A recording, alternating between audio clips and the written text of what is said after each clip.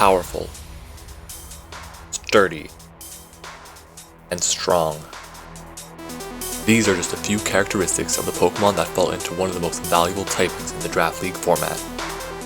The ground type really is a staple on every Draft League team, having key immunities and resistances, and with the majority having a terrifyingly powerful move combination in Stone Edge and Earthquake, or as you all know it, Edgequake. These Pokemon can really be your MVP. What's up YouTube, you got Matt here, and welcome to the top 6 ground types in the Pokemon Draft League format. Last week we covered the top 6 dark types, and I encourage you to check out that video as well. In this series of videos, we're going to be looking at how these 6 ground type Pokemon fare in the current Draft League format. I'll be covering their stats, abilities, move pools, listing off a few good teammates you might want to draft alongside it, and my favorite set, whether that set is from a Draft League battle or a popular set you might find on the Showdown ladder. The ground type is a really amazing typing, and I'm definitely going to miss a few good ones. So I want to take this time to remind you that this video is based on my opinion. If you disagree with my opinion, leave a comment letting me know what your top 6 would be and where you think I went wrong.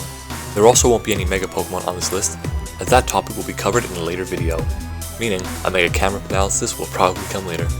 Many Pokemon have dual typings, and it's because of that I'll be analyzing these Pokemon based on how they perform as ground types, and not as rock types for example. However, that could be a small bonus to a Pokemon's value. Finally, we're looking at the classic Draft League format, meaning no Ubers.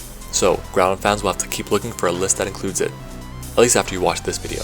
Before we get started, give this video a thumbs up and subscribe if you're new. It really helps the channel grow and introduce more people to the Draft League format. Now, let's get into the top 6 ground type Pokemon in the Generation 7 Draft League format. Number 6. Donphan, the Armor Pokemon. Donphan is known widely as one of the most reliable spinners and stealth rockers in the format, and stats show why.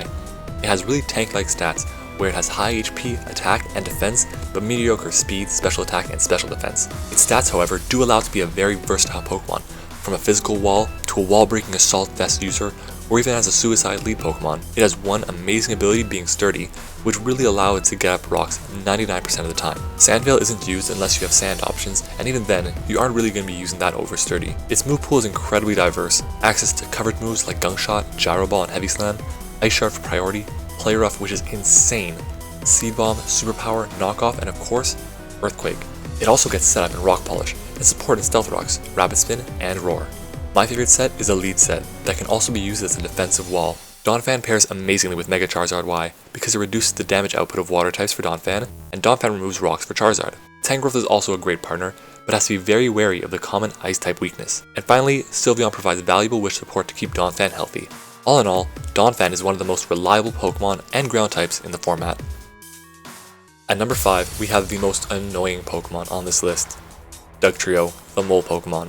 Dugtrio's stats, move pool, and even versatility are horrible. 120 speed and 100 attack are all we really care about. Earthquake, Rock Slide, Sucker Punch, Aerial Ace, Memento, Stealth Rock, Final Gambit, and Reversal are all this thing really uses. Why is it on the list? Well, you know why. Arena Trap. With Arena Trap, you can trap unsuspecting Pokemon and finish them off quickly. Even if they know it's coming, it's still a pain in the ass to prep for. The best set is a Focus Sash set that has Earthquake, Sucker Punch for priority, and Memento to open up a setup opportunity for another Pokemon. The best partners I could find for it, and I really think these are very accurate, are Tapu Lele for its terrain and Dugtrio's ability to get rid of Steel and Fire types for it, Zapdos as a reliable defogger and Volt Switch user, and finally, Scizor or Mega Scizor because of the same reasons as Zapdos, and setup options to enable both Dugtrio and itself to become scary sweepers. Number 4 doesn't need sand, but it really appreciates it.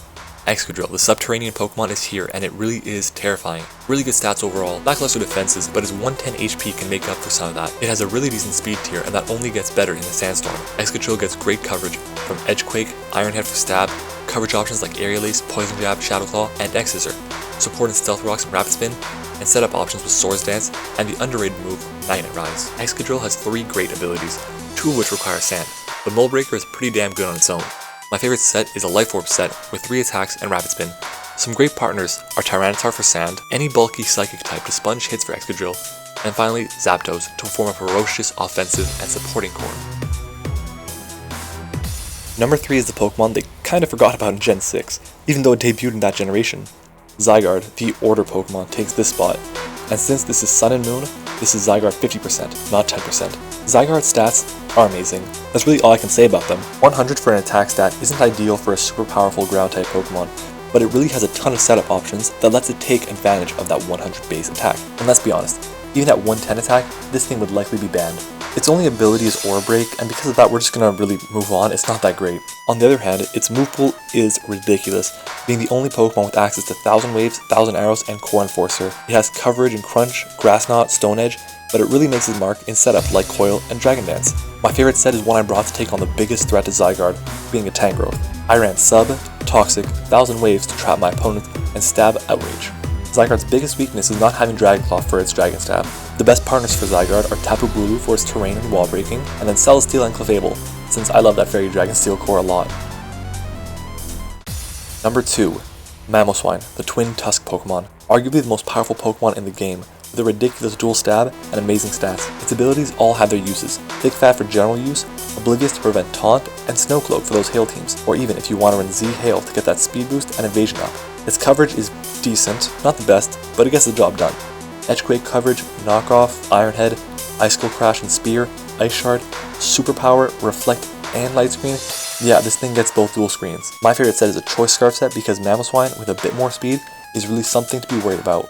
Finally, its teammate options would be Magnezone for slow Volt Switch, Tangrowth as a general good wall pairing, and Tapu Koko as a late game cleaner or early wall breaker. Before number 1, I want to give a few honorable mentions. The first is Crocodile. This thing is a monster and I really wish I had room on this list for it. The second one is probably the one that I regret the most, that's Garchomp. I just see it performing better as a dragon type than I do a ground type. But let's have a healthy debate in the comment section below as to why or why not it should be on this list. Number 1. Landorus Therian, the Abundance Pokemon. I have no idea why it's called that, but I do know it deserves to be number 1 on this list. Insane coverage with even more incredible stats, one of the best abilities in the game in Intimidate, can be physical or special, tons of setup, support, and niche options. Landorus really does only have one weakness, Ice, which can be patched up pretty easily. My favorite set is a Double Dance set because it can turn any game into an opportunity for you to win. On the right you see some of its moves, and U-Turn is a big one, the only ground type on this list with momentum, and one of only 3 other ground type evolution lines to get momentum. Oh, did I mention this thing gets Stealth Rocks too? Some great partners are Keldeo, who resists all of Landorus' weaknesses, and Landorus resists all of Keldeo's, except Grass. Gengar because this wall breaking core is so hard to switch into, and then finally, Mega Scizor. Mega Scizor provides hazard removal and stops other teams from bringing HP Ice on everything, in exchange for HP Fire. I'm a believer that multiple 4x weaknesses are better than one. So that's my top 6 ground types in the Gen 7 Draft League format. Remember, this video was based on my opinion, so please leave your top 6 in the comment section below. And while you're there, leave a like on the video, it really helps out. Also, vote on the straw poll link in the description for our next top 6 type. It'll be between the Fairy type and the Ghost type. Ultra Sun and Ultra Moon are right around the corner. We're only 6 weeks away from it, and I have a ton of content leading up to it. But anyways, thank you so much for your support on these videos, it means the world to me. I love making these top 6s and I hope you enjoy watching them. I really hope you stick around my channel a little bit longer by subscribing, and by checking out some of the other awesome videos you see on the left of your screen right now. Thank you all so much for watching, and I'll see you all next time.